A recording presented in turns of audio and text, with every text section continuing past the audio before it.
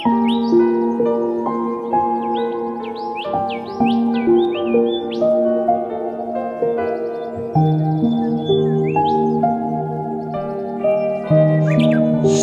budaya.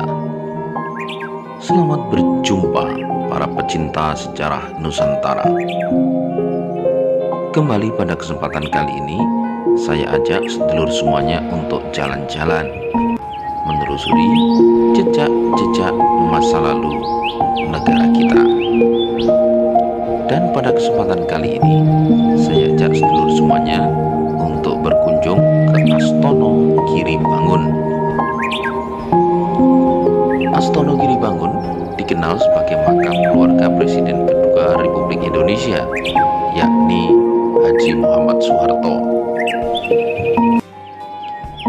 Di atas Astono Giribangun, di lereng tenggara, berdiri makam keluarga Istana Puro Mangkunegaran, yakni Astono Mangadeg. Makam keluarga salah satu dinasti yang merupakan keturunan dinasti Mataram Islam tersebut terletak di Desa Karangbangun, Kecamatan Matese, Kabupaten Karanganyar, Provinsi Jawa Tengah. Sebagai leluhur, di atasnya Astono Mangadeg melindungi atau oleh orang Jawa menyebutnya memayungi atau menjadi payung keberadaan makam anak cucunya. Namun di balik kemegahan kedua komplek makam tersebut, ternyata ada hal-hal mistis yang menyelimutinya. Hal tersebut memunculkan mitos bahwa makam tersebut merupakan tempat yang sakral. Juru kunci dari makam tersebut mengungkapkan bahwa memang benar ada hal-hal mistis atau fenomena-fenomena elok dan misterius yang sempat terjadi. Beberapa peristiwa dan fenomena mistis aneh tersebut sebagian terjadi menjelang penggalian makam Presiden Soeharto. Diungkapkan bahwa suasana pemakaman Soeharto di Astono Giribangun kala itu sangat redup. Tidak ada awan, dengan hembusan angin yang dirasakan sangat pelan. Saat itu suasananya sangat tenang, seolah-olah bumi ini siap menyambut kedatangan jasad Presiden Soeharto. Bahkan, beberapa bulan sebelumnya juga terjadi beberapa peristiwa yang aneh. Di antaranya adalah terjadi longsor mendadak di bawah perbukitan Astono Giribangun. Padahal ketika itu, cuaca sedang tidak buruk.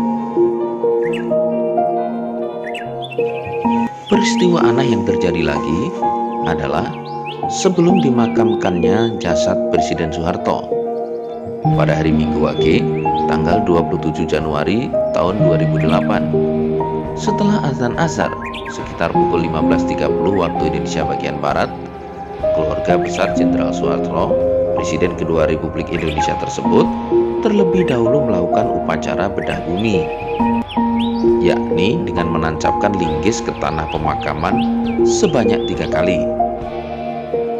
Upacara tersebut dipimpin oleh Beguk Purnomo Sidi.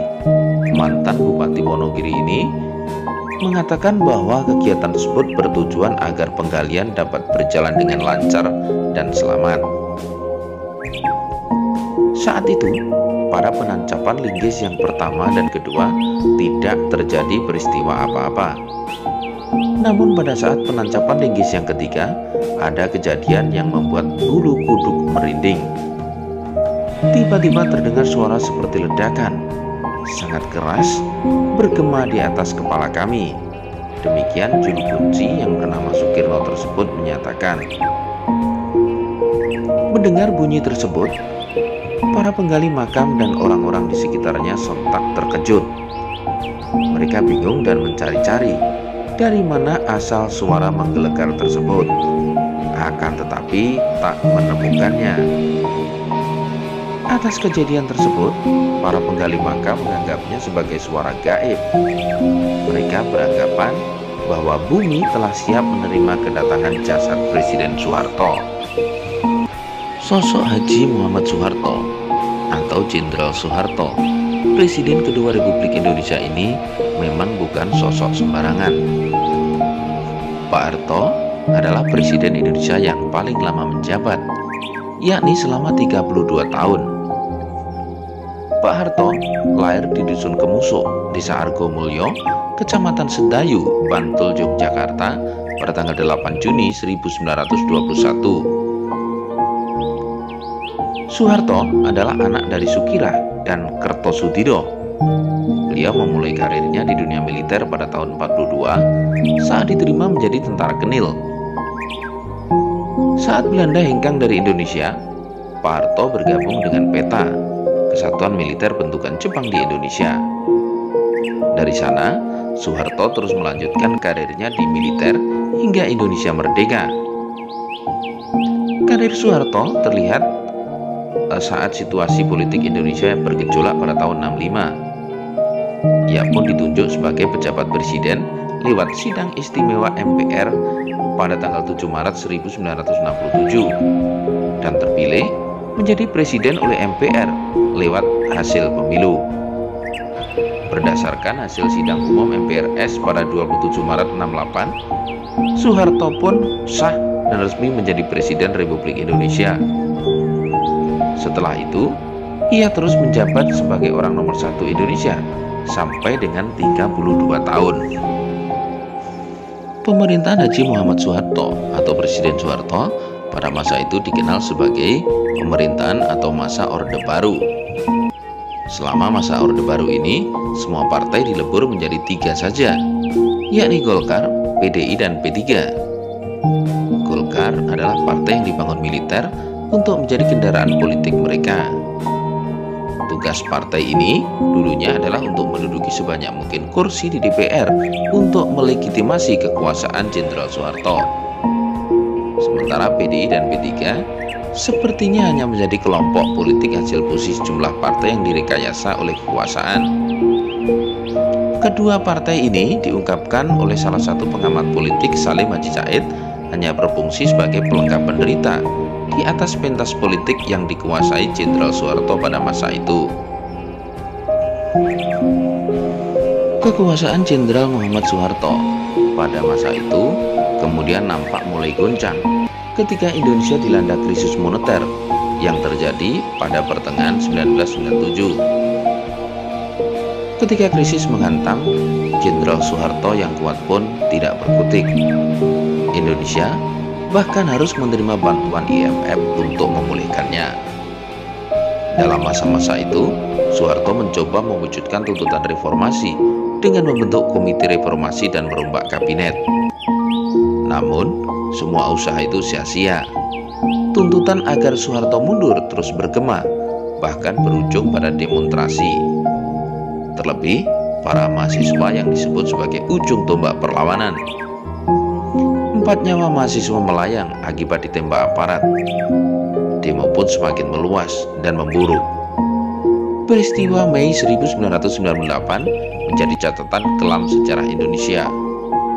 Presiden Soeharto pun akhirnya mundur pada tanggal 21 Mei 1998, bertepatan dengan 70 hari setelah ia terpilih menjadi presiden untuk ke-7 kalinya. Banyak sekali tuntutan hukum yang menjerat Presiden Soeharto pada masa itu. Akan tetapi, pada tanggal 12 Mei 2006, Jaksa Agung Abdul Rahman Saleh mengeluarkan keputusan penghentian penuntutan atau SKPP untuk perkara Presiden Soeharto dengan alasan kondisi fisik dan mental yang bersangkutan tidak layak untuk diajukan ke pengadilan, karena memang pada saat itu Pak Harto sedang menderita sakit. Haji Muhammad Soeharto atau Jenderal Soeharto tutup usia pada tanggal 27 Januari 2008 atau hampir 10 tahun setelah beliau mundur dari jabatannya sebagai Presiden kedua Indonesia. Terlepas dari segala kontroversi yang ada, jasa beliau sebagai Presiden terlama sekaligus Presiden kedua Republik Indonesia tentu saja tidak bisa kita kesampingkan begitu saja. Jejak-jejak beliau tersebar di seluruh penjuru Nusantara. Dan tentu saja, bangsa yang baik adalah bangsa yang bisa menghargai jasa para pendahulunya.